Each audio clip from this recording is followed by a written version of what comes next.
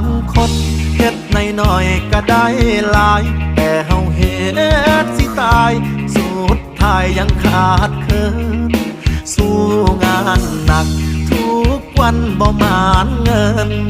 เส้นทางเดินมานแต่ใจลาลอยลอตเตอรี่ก็คือจังซื้อ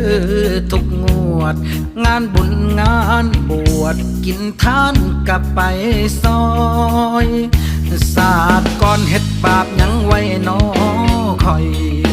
วาสนาคือจังมาขี้หายแท้